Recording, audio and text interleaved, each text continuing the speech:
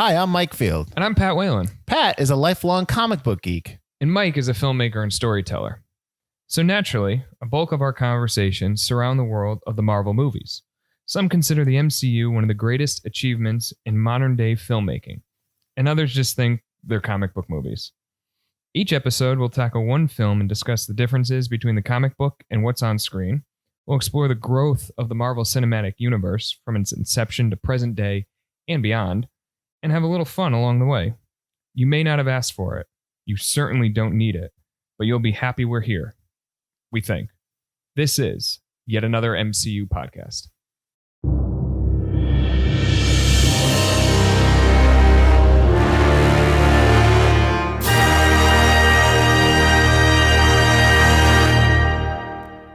Well, hello there. Hey, Mike, how's it going? I'm doing well. How are you? I'm doing pretty good. You ready for week one? Week one of phase one, right?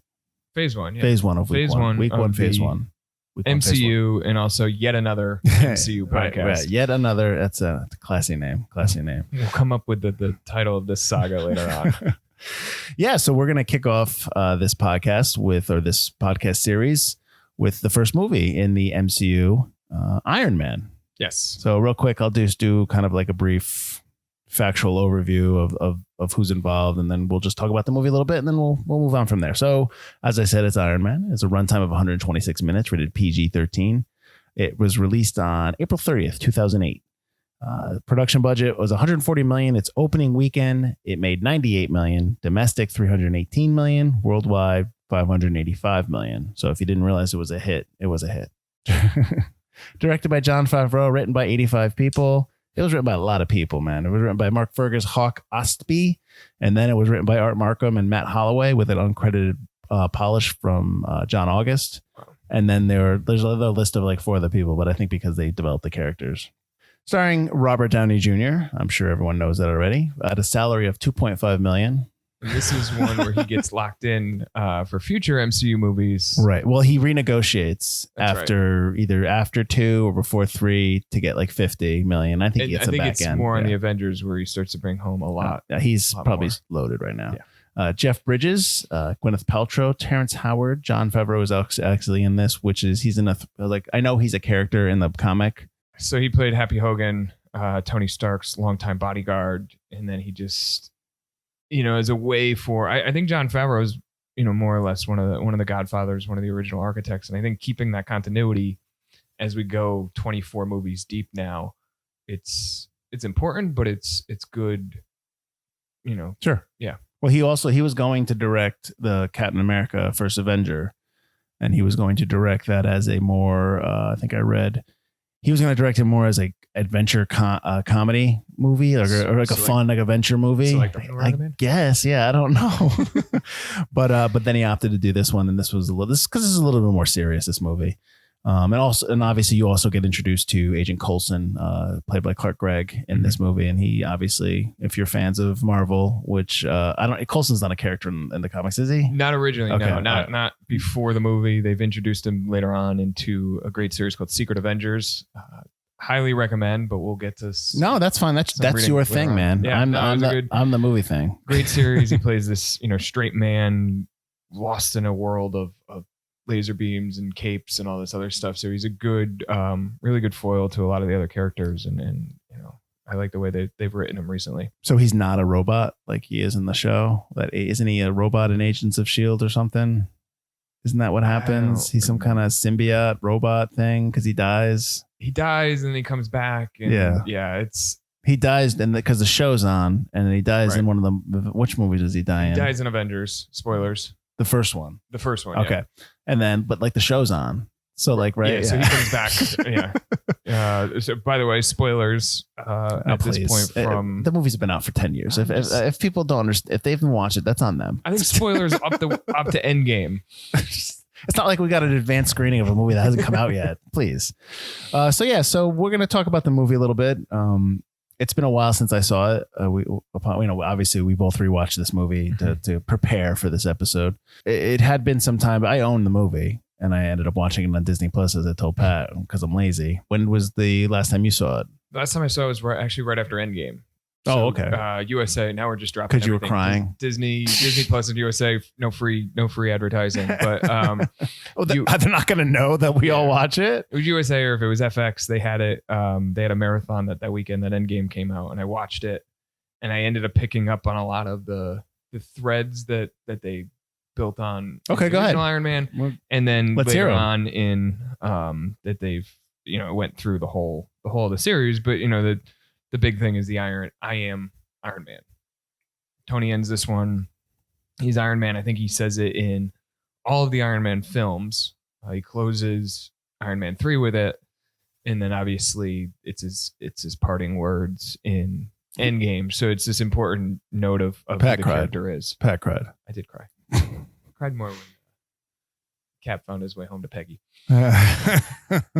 Funny about when you say that, with Iron Man, I found out, well, I don't know why I didn't know this before, but like a lot of the script wasn't finished right when they started. So most of it's ad-libbed. And I think Jeff Bridges had a moment on set where he had to like come to grips with that. Or Jeff, I know Gwyneth Paltrow had a tough time with it because I guess she's more of a structured actress and she needs that kind of script. I don't know, but she's not somebody who can ad-lib as well. Not a lot of people can ad-lib. No, they can't. But I also question if she even knew what movie she was in. Oh, I know. I heard that. Yeah. When you're doing lines over and over again, and Robert Downey Jr. is a very good someone who can ad-lib very well. And you don't say the same thing. It's tough to react to. I get that. I understand that. Yeah. And I'm sure that was tough for Jeff Bridges as well. Like the whole thing where he sits down when they're like, hey, let's just sit down after he comes back. He suggested that because there's like 400 people. Let's just sit down. And so I get that. I actually, when they sat down, I was just kind of like, what? As a director, I don't know. That might frustrate me he's a star, so he's a star, but I think this was really his turn back to stardom because he had disappeared from the public for a while. Really came back with Kiss Kiss Bang Bang, which we will discuss in detail during the Iron Man 3 episode. True. Yep. But I think Jon Favreau comes from. He had worked on a couple different superhero films before in various capacities. But he also comes from the independent world, where they're kind of, from your filmmaking, you're piecing a lot of it together as you go on. Sure. Whether a location cancels on you at the last minute and you gotta fix it, you gotta go find a solution. And that's when, there was a line in this one where Tony's building the Iron Man suit and he says something to the tone of, you have to run before you can walk. When he wants to fly off. Yeah. And I think that one typifies the entirety of this film, which they didn't know they were building a cinematic universe. They were just making a movie, right? And but they were just diving headfirst into it, and they were running with Robert Downey Jr., Jon Favreau, as his partner, as Happy too, providing some of that. Well, the tag at the end when the Nick Fury tag at the end, I know that was done. That was done later on, right? Right. Okay. And so that was to them was, hey, let's just do a thing. Yeah. It doesn't have to. We don't know where this is going to go. We didn't know there was 23 plus movies on the horizon, and they just said, let's put it in there. Sure. Well, look, the Agent Coulson character, he becomes such an integral part of the entire universe, both TV and movie. But like, I read that they liked that it was a smaller role in the original, I guess, version of the script that they kind of used. And excuse me. And but they liked he worked well with all the other actors. So they beefed his role up. But do you think they realized that they would carry him through the rest of the movies? I think he was more, maybe not at the moment that they were filming, but when they had that opportunity later on, because, we see what, the next movie's Incredible Hulk. He's not in it. None of these. I mean, Robert Downey Jr. has a small cameo in it, but there's no Coulson. There's no Nick Fury. And then even in, I think maybe they said, okay, we can't have Samuel L. Jackson for all these movies post Iron Man 2. Let's bring in Coulson, make him the everyman kind of character that these wild and crazy characters can play off of. Which is funny because now they do have Nick Fury in all these other movies like Captain Marvel and just kind of like popping up and yeah. So I thought, and what's the, I can't remember the last one I watched. What's the last one? Spider-Man? Yes. He's in Far that. From Home. Well, if that's him, which I think is BS, but anyways. We'll get to that one. Right. So yeah, so this is definitely I want to say darker than the other movies, but it deals more with reality. It's also an origin story, which we don't really see anymore. They kind of blow through the origin stories nowadays, yeah, to get to, and that's not just a Marvel thing. That's a lot of movies do that now, because everyone's seen the origin story before. Kind of like with Batman, like how many times can you see it? Everyone knows already. His parents get shot, pearls drop. Exactly. But I thought that was interesting. That's the one thing that stood out rewatching this movie, was that it felt like I was watching a good old fashioned origin story. Yeah, he's building the machine. He's trying to figure out like who he is. I totally forgot about I didn't forget about it, but I forgot how much of the stuff in the cave there was. Yeah, they spent a lot of time in the cave, a lot more time than I realized that they did. A couple pieces from my note here is this is certainly a movie from 2008.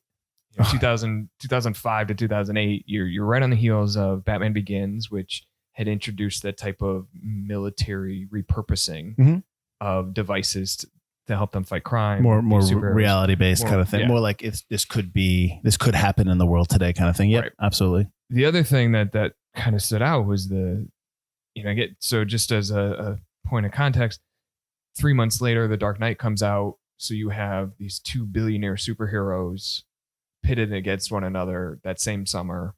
It's also 6 months before the financial crisis. So we have these, Tony Stark is this billionaire playboy who we love. We don't care that he has all this money. He's fun because he has all this money and can spend it on the Audi partnerships that also begin in this movie. That was, speaking of product placement, I love, he's like, I just want an all-American cheeseburger. And then they have the Burger King bag. I'm like, that's not all-American. What?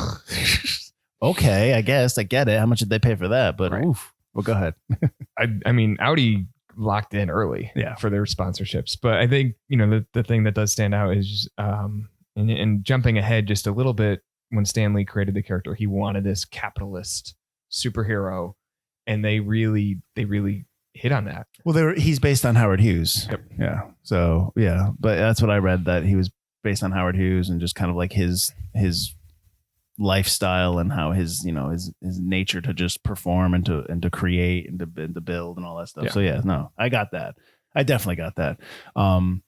The other thing, and we touched on it a little bit in terms of, this is the first movie, and Nick Fury's in towards the end, that I think not only that this is an origin story, but also that it's a singular story, that there's no concern about we have to set up eight other movies. It's just, this is the movie, which I kind of appreciate a little bit. I mean, I think, to be fair, I think that's probably why Black Panther is so successful, among other things, is that it's a singular story and they're not worried about setting up the next movies. Like, you know what I mean? It doesn't lose focus. Right. And obviously we talked about the tag was thrown in later on, but it's also a quick 2-hour movie, and you're able to get, plot points A through C in there. Everybody has their moments, and you're hooked by the tag at the end, but you're not waiting to say, where does that pick up? Where does that, why do I have to go see 3 movies to finish this one story? And I think that's the problem you and I see later on with the MCU. As much as we like these movies and we enjoy these movies,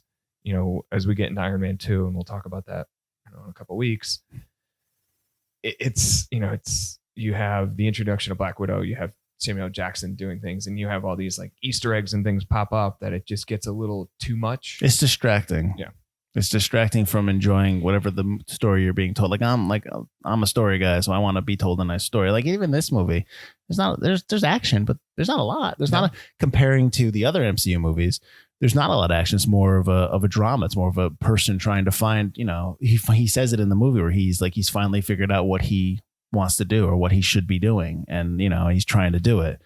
The only thing I wanted to ask you in terms of just kind of like the plot in the movie is they never really talk about why that's Jeff Bridges' character, Obadiah Stane, wants to kill him, why he sends him over there to get killed.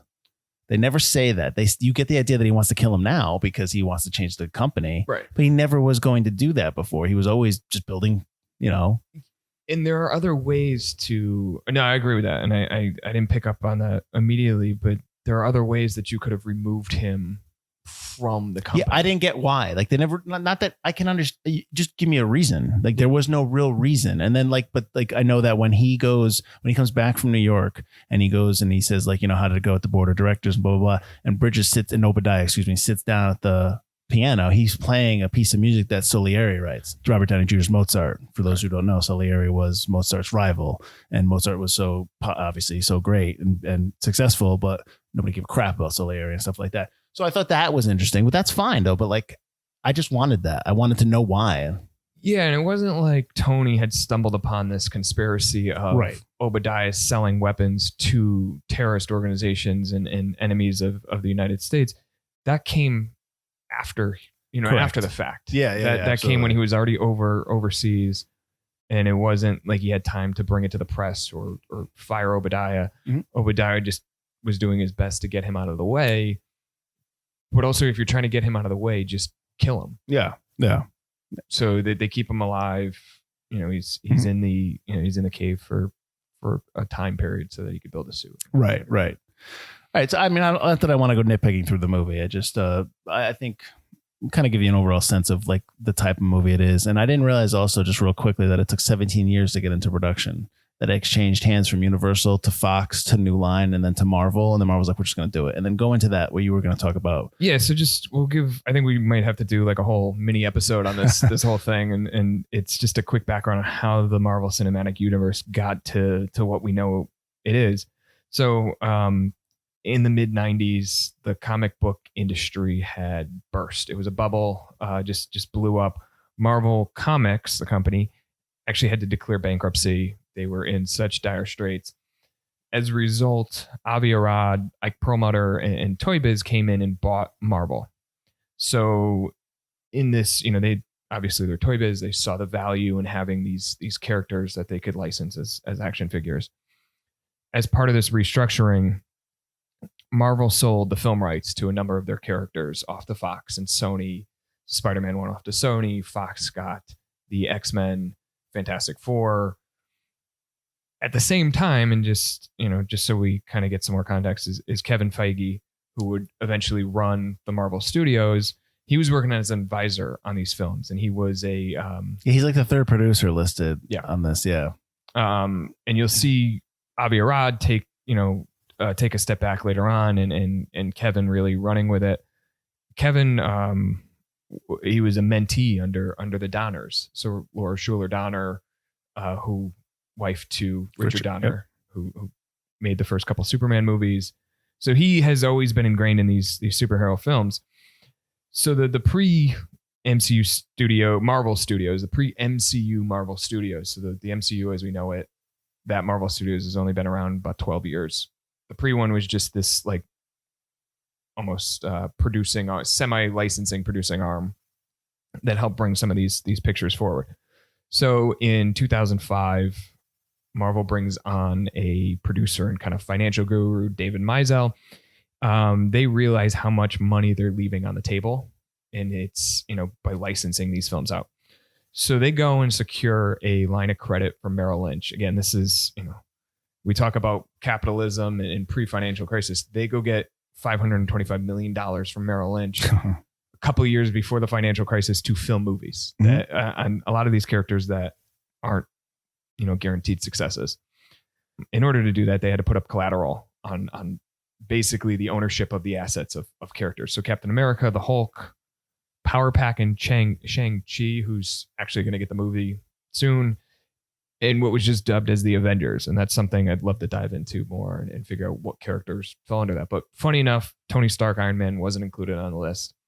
And so now the film Marvel Studios had a boatload of money. Wouldn't we all love that? And they went from nothing to being an independent production company overnight. And they had two movies on the docket, this and Incredible Hulk. So what they wanted to do was retain the rights to the merchandise licenses. And that's how the agreement settled. So they had their Star Wars moment. They had their George Lucas, we want the toy rights, we want the action figure rights.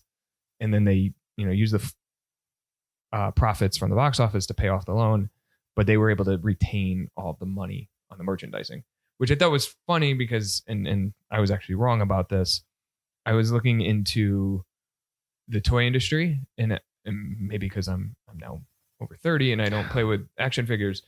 What? You don't? Not that I'll admit. I didn't realize how, like, I thought iPads and some of the more digital stuff was coming in and taking over. Obviously, they didn't know that back then, but turns out that action figures are one of the things that's keeping the toy business growing. Wow. Yeah. Like the pop figures or just action figures? Just in general. Okay. There was no like drill down in between, but so you have this leg of it that's actually working. The one concern I had wasn't that the problem the Batman films got in trouble with?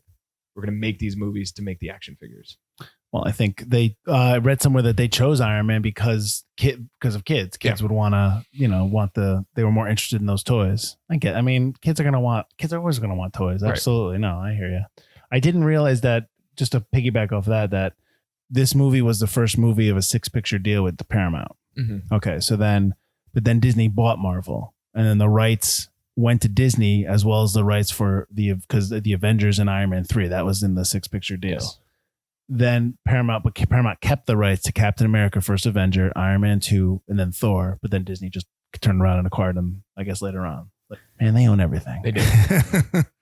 But yeah, because that's the first thing that pops up when you're watching the movie, the Paramount logo. You're like, what? Yeah, they had the Paramount, and we'll see it again with Incredible Hulk next week. They had the distribution rights, which is key to getting these things into theaters. Right. So that was just a real quick kind of how we got here. They, Mike had mentioned the box office for Iron Man, so it was a success immediately. They knew this plan was working, and they were able to obviously go forward in 20 plus more movies. You also don't realize that nobody really had any idea if this would be a hit. They didn't think that this was gonna be big. It was a big risk, which, I mean, I know, I guess it's looking back, it's hindsight is always 20/20, obviously. So but I can't see why they would think this wouldn't be a hit. I don't understand what they thought the big risk was. I mean, it's problem. It's not a perfect movie. It's problematic. The ending fight is problematic. There's no bad guy. There's kind of there's obstacles. There's bad guy obstacles, but for him to become who he is, but there's really no like baddie. You know what I mean? No, I mean, Obadiah is trying to take over a company, and then all of a sudden he became maniacal and he just started killing civilians, collateral damage and all that stuff. It's like, this doesn't make sense. And my favorite part of Obadiah Stane is you don't ever see him until like the intro, like 36 hours early, he's getting the award, and they show, and then Obadiah Stane stepped in, and like the first image of him is in the Newsweek cover where he's looking down on the globe and he's got this shaved head and his beard. It's like, you look like a bad guy. You absolutely look like a bad guy. In every shot now they show you Tony Stark's head, you're just like, ugh. You're like, so if you didn't realize that he was going to be a bad guy, I mean, shame on you, because they didn't hide it. Yeah. I never had a taste for this sort of thing, but I must admit, I'm deeply enjoying the suit. Let's get into the differences between the comics and the movie. I didn't realize. I'm going to start this off because I took notes, but I don't know as much about the comics as you do. Obviously, that's no. But I never liked the ending of the movie. Mm-hmm. I've never liked the whole thing, but I didn't realize it was based on a comic. That ending. So go if you want to go into that a little. Yeah. So it's based on just. I mean, I'll kind of maybe start from the beginning. Sure. No, I want you to start where I said. Go ahead. Real quick, Iron Man Tony Stark was created by Stan Lee, Larry Lieber, Don Heck, and then Jack Kirby, the King, had come on and drew the covers. So he came out in 1963. Lee, again, going back to that capitalist origin story, he wanted this almost like counter to the counterculture movement. So whereas everybody was protesting Vietnam, and you got this weapons manufacturer, billionaire, and people loved him. And it could be because of that Howard Hughes relatability to him. The thing in the cave has always been the same. It actually doesn't matter what war it is. So it was Vietnam, right? Then they bumped it up to the Gulf War, and now Afghanistan, right? They also do the same thing with the Punisher in various interpretations of that character. Stories are so old that I gotcha. The only one that kind of stays in his war is Captain America, right? So it's always he gets injured overseas. He builds the suit in the cave. Jensen is always there as an assistant to help him. So they do a really good job with, the origin, just updating it for today, right? Or for, 2008. Back to Obadiah. He wasn't an original character in that 60s time frame. He showed up in the mid 80s. He was written, and this is one of our recommended readings for this week, but he was introduced by Denny O'Neil, who's this famous, great comic book writer. He had been on Batman, Green Arrow, Green Lantern series, really in tune with just putting these characters in a little bit more real situations, making them a little bit grittier. Mm-hmm. He brought Bruce Wayne to live into the heart of Gotham. He did this whole road tripping thing with Green Arrow, Green Lantern, where they got involved in, there were stories about racism and stories about drugs and dealing with that. So he's always been in tune with kind of what's going on. So mid 80s, Obadiah is introduced. He's also a weapons dealer, runs Stain International. But he is not involved with the company. No. Okay. No. So he has his own Stain International. He had worked with Howard Stark. He's not so much of a father figure as he's almost purported in this film. Right. He's a rival businessman. So he sets his sights on taking over Stark Industries. Eventually he does. It's the same time Tony's going through a lot of issues. While Obadiah gets access to Stark Industries, he finds the Iron Man files.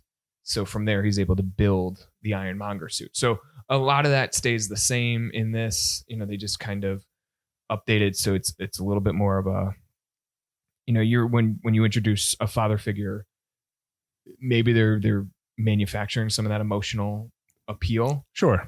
And I think that's, what they were able to do. Again, short movie, 2 hours, and we say short, but comparatively now, 2 hours, they're able to jump him right in. Father figure, he's right next to Tony. You're not seeing, as we see in Iron Man 2, Hammer Industries is an outside force trying to take over, not take over Stark, but win contracts and win bids from him.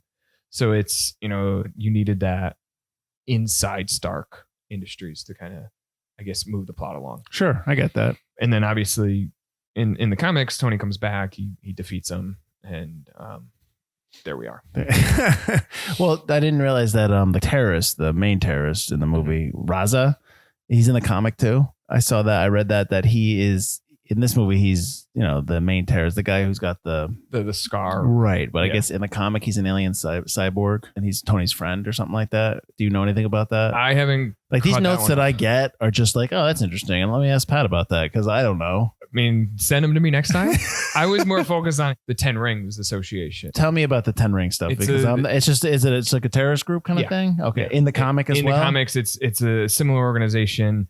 That's where the Mandarin comes in. A little bit more fantasy aspect to it than terrorism. But these are the moments where they're teasing without teasing what was to come. And they're like, let's set up this organization. We think this is the bad guy. And then we learn later on that it's Obadiah. Yeah. Which you could have told if we could have noticed his bald head and his strange stare. And so I don't know, you mentioned that Jon Favreau had discussed introducing Mandarin. I'm wondering if they were also thinking of doing the 10 Rings in this one. Mandarin's this guy behind the scenes. Yeah. And Obadiah is the father figure through a couple movies. And so his maybe. turn is slightly more emotional, and that way it's able to you could see him build this corporate takeover. Right. Well, I have a bunch of notes where having some note that Favreau brought a bunch of comic book writers on to advise on the script. So I don't know, maybe that these names probably more than I do. Mark Millar, Brian Mitchell Bendis, Joe Quesada. Yes. Right. Yes. Tom Brevoort, Axel Alonso, Ralph Macchio for some reason, not the Macchio that I'm thinking of, No. But or maybe it's Macchio, I don't know. But yeah. So I'm wondering if when they came on, they kind of helped shape either the Mandarin out, or you know what I mean. Yeah. A lot of those guys that you named, Mark Millar, Brian Michael Bendis, they were Brian Mitchell. Excuse me, I apologize. Is it Michael or Mitchell? Brian Michael Bendis. Whatever. Yeah. I wrote it wrong. My bad. Maybe there's a Brian Mitchell Bendis. Brian, too, I apologize. I have his book over here. I apologize. For pictures. It's right in front of me. I'm sorry. But so anyways, yeah, they were Brian Bendis and Millar. They had really built the Ultimate Universe. So it was a subset of the Marvel Universe or second. Basically, they took these characters and tried to reintroduce them, new origin stories, updated origin stories for a modern retelling. So in that one, in the Ultimates, which is the Avengers, in the movies pull a lot from that team. Hawkeye's in there, Captain America, Thor, Tony. In it, they have a scene where they're debating, if we're making a movie about the Ultimates, who would play you? Mm-hmm. And Samuel L. Jackson was used as the inspiration for Nick Fury. Right. So then they were able to bring that to real life. It was art imitating, going around in a circle there. So they did that, and they were really trying to. Those guys had updated these characters for a more modern retelling. When this was in the 90s? Now 2000s. Yeah. Okay. So they were able to pull from a lot of that stuff. And Joe Quesada, he was a longtime editor-in-chief of Marvel. He had actually brought in the Marvel Knights series, which is another one of a more of a slightly older age, streamlined version of some of these characters. So Daredevil was in there, Punisher, but he had worked on these things for years and years. So he was intimately familiar. And then Axel, he also became the editor-in-chief. So you got these guys who had been involved in these characters for a long time comic book geeks, obviously, or they wouldn't be doing this, to come in and really, really help. I'm curious as to what they did or what they removed or added or something like that. I mean, I'm curious. So now let me ask you this. Is Jarvis in the comics? Jarvis is initially he was Tony's butler. Okay. Or in like Howard's friend. And we see that in the Agent Carter show. Okay. I don't watch the show. Sorry, man. I think later on I like that show much better than Agents of S.H.I.E.L.D. I didn't watch that either. Nor the one with the big dog. Ooh, what is that one? The Inhumans. I mean, I do know Marvel stuff. I just, there's so much of it that I'm just like, pass. That's coming back though, right? The Inhumans? Yeah. I think so. I think they're going to retry it or something. It's on Disney Plus. Oh, really? They put it on Disney Plus. I don't know if I want to go to that. Because I don't know why they thought that was, I know we're getting sidetracked here, but I don't know why they thought that was going to work, where they put the first couple episodes in theaters. We showed it IMAX at my theater. We showed it in IMAX. Yeah, nobody came. Yeah, it's I don't get it. So Jarvis was a dude, a person in the okay. And I believe in the Ultimates they transferred him into that because AI. Okay. Oh, so okay, yeah. All right. And then Tony has a number of AIs that he's working with, and he's this. You looked it up. What does it mean? Oh man, when I read that, I was like, I don't like this. So Jarvis stands for just a rather very intelligent system. That bothers me. I sent that to you, and I was like, what? Well, let me ask you this: are you familiar with the Iron Man comics a lot? Or just somewhat? Did you used to read them when you read? Yeah, okay. I mean, years ago, I picked up pieces here and there. Was there stuff in the comic that you wish they put in this movie?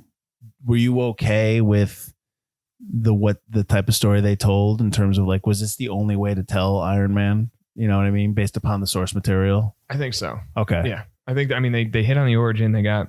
And we talked about the differences already, but yeah, go ahead. I mean, they hit on the origin. They got right through that. I think bringing in Obadiah was a good idea, especially, I think making the he used to do, Tony was very much, it was the height of Vietnam, would fight a lot of, would fight communism and a lot of villains from that side of the world. So I think actually bringing him back and being more domestic, I think helps people get into it a little bit more. Otherwise, again, we're talking 2008. We're still in Afghanistan. It's this, but the popularity of it's kind of winding down. We're still there, Pat. Yeah. Right. I hear you. Go ahead. Popularity of it's very much winding down.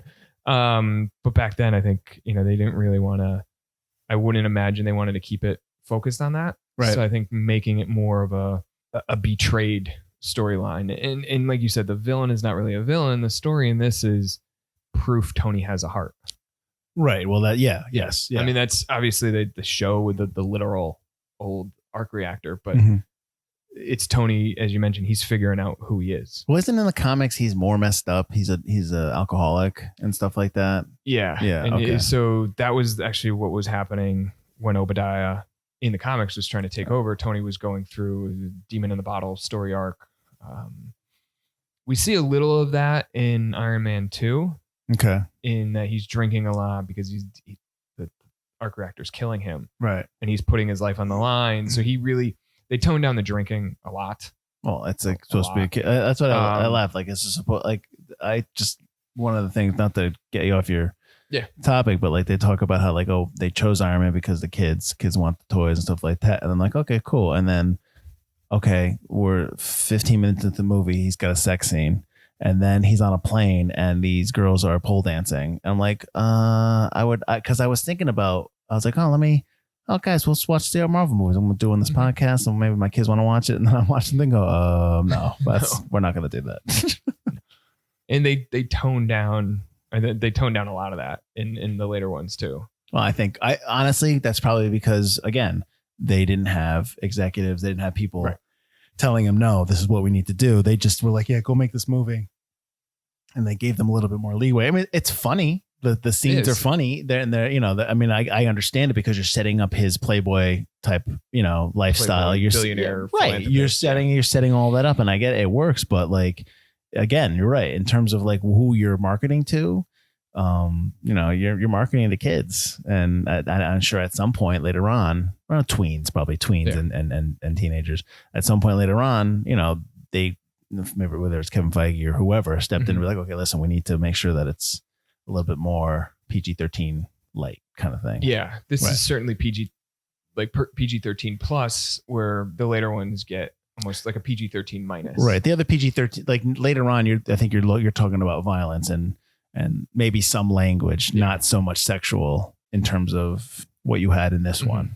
I mean, but again, I understood why it was in there, and I understand why maybe they toned it down, like you said. I mean, I get all of that. So it's just interesting. It's just an interesting footnote in that kind of history of the MCU and of this movie. The other thing that I just kind of wanted to hit on. Yeah, go ahead. Go for it.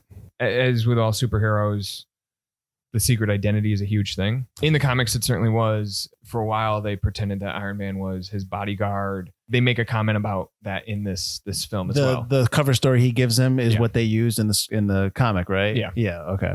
And so at the end of it, and Kevin Feige, who's obviously going on to run everything, he basically had come out and said, you know, looking back on it and said, you know, I thought, and this is a quote from him, the one comic strip we haven't done in the MCU is the secret identity thing. And I thought that had been overplayed for a long time, which is why we had Tony Stark out himself at the end of the first movie. We were sort of announcing to the audience that we're not going to play that game. But I think it opens the story up, especially for Iron Man, in more ways. Instead of going back, as Kevin says, instead of going back and doing some of these secret identity stories, we're able to, now he's a celebrity. He's a celebrity superhero. And that's something that we haven't really seen before. Do you think that because I know in the last Spider-Man they kind of do that, he's revealed in the latest one. But for some reason, Iron Man has morphed into part of the Spider-Man universe, and they've become one, and it's a little weird. I mean, we can get into it when we get into Spider-Man, but it's a little weird. I joke that the last Spider-Man is actually Iron Man 4, but yeah, no, I think having that father figure character, advisor, mentor in the superhero world is great, right? But it just doesn't work. Like you have two things here. Tony chose to do this. He chose to out himself. Right. He chose to say, you know, I am Iron Man. And I'm not. Let's be honest. It's not that decision to do that at the end of the movie is not. Yes, it's funny but it's a little ego based. It's a little, you know, he wants the recognition, which I find funny because he doesn't want to make. I don't want to do any weapons anymore. But you built a suit that's a weapon. You know, you know what I mean. But still, regardless, you know, he still has. He's not completely like changed from that cave. You know what I mean? He's still egocentric, which is good because no one's going to ever fully change, right? You know? So, but yeah, go ahead. I just wanted to add that. I think you're absolutely right. And I think it's totally ego that he sat there and said, I'm Iron Man. Oh yeah. And then we cut to black, which is a great, sure. I mean, when you're trying to build a universe, that's a great way to end it. But then you go into Spider-Man, and they purposely out him. So I think maybe that's where we'll start to see some of the differences. Yeah. What I like to see, and we loved it from the Sam Raimi verses, is Peter trying to deal with this, but we never got we never got him dealing with the two different lives. And Peter Parker has mentors that betray him in the comics and in the movies. That you don't, but I get it. Like I said, I think the universe has become so big now that you're going into territory that you haven't done yet.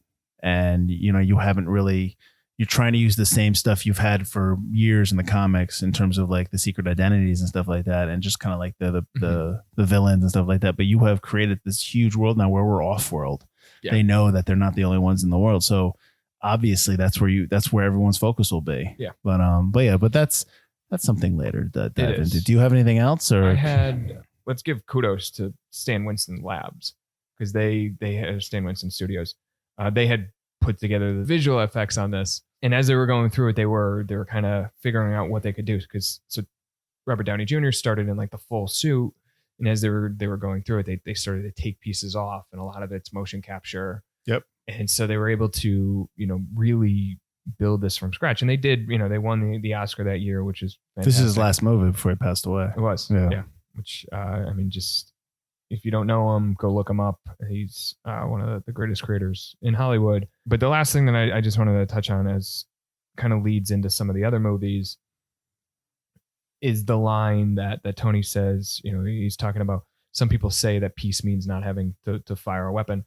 And then Tony responds with, well, I disagree. I say peace means having a bigger stick than the other guy. Yeah. Oh, having a weapon that fires only once, right? Yeah. Right. So when he's selling the Jericho missiles, we kind of see him revisit that in Iron Man 2, Iron Man 3, and Age of Ultron, where he's constantly building these weapons. And this is before we get to Avengers, but it's this personality quirk that they build into him without realizing where it's going to go, but they build into him so early that, he is his father's son. He's going to, build these things and protect people.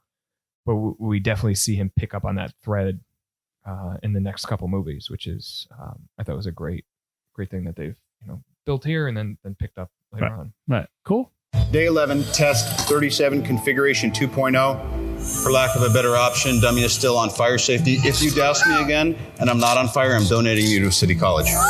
But let's talk about its role in, that's where we go next, right? Let's talk about its role in the entire universe. So in terms of how it affects future movies. So talk a little bit, because I read that too about the Mandarin. And we don't have to go into what the Mandarin became in Iron Man 3, but talk about what Favreau's vision was for this movie in terms of future movies. You don't know? No. Oh, I know. Awesome. Okay. What do you have that I don't? So basically that, like you said, like the Mandarin was supposed to be in this movie. He was supposed to be the bad guy, and he was supposed to be. You weren't supposed to know who he was. You weren't supposed to see him. He was supposed to be this like mythical Mandarin, and he ran the 10 rings. Gotcha. And he was supposed to have more of it. That's what. Yep. Yeah. You don't know. So no idea what you wanted me to say. But then they opted to take. They just decided not to use them. I can't remember for what reason, but they just decided, we're not gonna. With it, through rewrite upon rewrite, they decided to not have him, and then just, I guess, go with the Obadiah Stane stuff. So yeah, so then the Mandarin ends up showing up in Iron Man 3, sort of, kind of, yeah, which I'm not a fan of. No, and I'm not either. I love a lot of that movie, but some of that just doesn't work. It's better than 2. So just to boil this movie down in terms of, it's tough to say like its role in the universe, because it technically does start it off, but they didn't know they were starting it off. Right. But I think they pull out, you mentioned this one's grittier than you remembered, and then maybe some of the other more ones realistic. Yeah, more realistic. Absolutely. And the film opens with AC/DC. And it opens with, and I think Guardians of the Galaxy gets a lot of credit for using music that we all know and all enjoy, but it's always been a part of Iron Man. And so they were trying to squarely plant him in a real world and tie him down to stuff that we know before they introduce some of the stuff. And it also helps build the Tony character, that he's loves classic rock. Well, also, I think this movie is probably a lot of the movies in the phase 1 group, with the exception of maybe the Avengers. This movie is more of its own movie. Like, it's not poked and prodded by 20 executives. You know what I mean? I mean, I know you have now created this monster where we are now today. So you need to, make sure that everything aligns with what you're trying to do moving forward. But this one, because there was just an idea of what it could become, not of what it's going on. It was more just its own movie. Mm-hmm. Maybe there was a little bit more latitude given to the actors and to the directors and to the writers. I'm sure everyone had input still, but it wasn't as this needs to be in here, like that kind of thing. Yeah, there was a couple moments where they kind of tease a broader universe where they mention that Howard Stark had worked against the Nazis, right? And we see that pick up in Captain America, but there's no real we go to Iron Man 2. There's Easter eggs upon Easter eggs upon Easter eggs. Yeah. And it's at some point they're good. And then at another point, they just cross the line where that's all you're doing is picking up on these things. So in this one, there's certainly Easter eggs. People are having fun time with it. They enjoy these characters. They know these characters, but it's not an overburden. Mm-hmm. It's just, hey, here's a fun story. Let's go tell this story and let's see what happens. And I thought that was interesting that that how different John Slattery looked as Tony's dad in this movie. Oh, wait a minute. It's not him. It's a different actor. Howard Stark has just been played by so many people. Right. And like Iron Man had because Terrence Howard's not in he's no longer Rhodey as they kept his name is James Rhodes, right? That's his name. Yeah. But like when you look in the cast, it's Rhodey. It's like, yeah, his name's James Rhodes.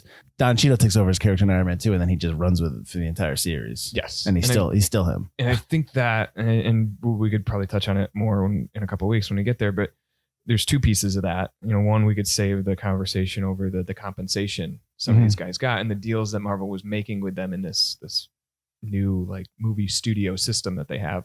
But Terrence Howard isn't as funny as Don Cheadle becomes. Right. Don Cheadle takes a lot of that snarkiness that Tony has and gives the same back to him. Terrence Howard character is a little bit more straight man. He's more not uptight, buttoned up. And then anytime he's with Tony, and Tony is able to loosen him up, and he likes Tony that way. That's like his friend. But Don Cheadle's, it's kind of like, honestly, Don Cheadle's almost like he's in an Ocean's 11 movie again. He except doesn't have the English accent, and he's just kind of like back and forth. Yeah, no, I got you. They're both good actors. They were. So yeah. You didn't really lose much going from Howard to Cheadle. All right, so that's our take for Iron Man.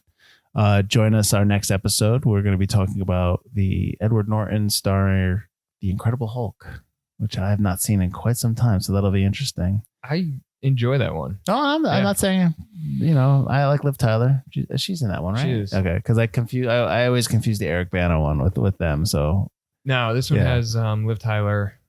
Edward Norton, obviously, as you mentioned, and then the only character Nick Nolte, right? Nick Nolte's her father. Is that the other one? That's the other one. Is it Donald Sutherland in this one? No. See, there you go. I'm already confusing. Who the heck is her dad? Who's the army guy that's chasing him? He's he comes back as no. That's the bad guy. That's the guy that juices himself up. No. Who are you thinking? Who's Liv Tyler? Isn't Liv Tyler have not William Hurt. William Hurt. William Hurt comes. I knew it was an older man. Tim Roth is the guy who juiced. I knew that. I knew that guy. Well, but that's next time. We'll get that's next episode. So join us next episode for yet another MCU podcast where we will talk about the Incredible Hulk. And thanks for listening, Pat. As always, a pleasure. Yeah, thanks, Mike. This is great. And for anybody listening, remember to like and subscribe wherever you get your podcasts. We'll be back next week. Absolutely. Take care, guys. See ya. As always, at the end of each episode, we like to send you home with some recommended reading that follows up on some of the characters and plots presented in this week's film. Our recommended reading section is sponsored by Infinite Heroes, comics, cards, and collectibles in Watertown, Connecticut. If you're in the Connecticut or New England area, it's a great location to pick up comics from Marvel, as well as DC, Image, and more. They also have a large collection of trading cards, toys, and collectibles. Owner Paul Santos has worked in comics for years, most recently as an editor at DC Comics. Ask him for a recommendation and tell him we sent you. So, Mike, I just have a couple, quick recommended ones for you. Just about every Iron Man, every artist or writer has worked on Iron Man in some capacity throughout his, 40, 50 plus history. We touched on one. It was the Iron Man, Ironmonger storyline from the mid 80s. That was the one written by Denny O'Neil. This one, as we discussed, huge inspiration for the first movie. Really discusses Stain trying to take over Stark Industries, introduces the Ironmonger suit, and Tony obviously must figure out a way to defeat him. Number 2 is Iron Man: The Iron Age. So this one written by Kurt Busiek and art by Patrick Zircher. I'm a huge fan of Zircher's pencils, and this is just a great reintroduction of the character of Tony Stark and Iron Man, and that they adapt a lot of the original Stan Lee, Steve Ditko, early stuff from those original Tales of Suspense stories before he got his own book. So brings it all together into a cohesive story. If you're looking for a good origin one, this is the one to go to. And then finally, you have The Invincible Iron Man. This was a 2008 series written by Matt Fraction. We're definitely going to be referencing Fraction later on. It launched actually in conjunction with this film, with original Iron Man. So this series picks up following the Civil War storyline, where Tony's now the head of S.H.I.E.L.D., and it has him fighting against the son of Obadiah Stane. So it's a really good jumping on point for new readers, especially the first few sagas in that one. But that's the 3 we got this week. Let us know if we missed any of your favorites, and if you have a recommendation, drop us a line.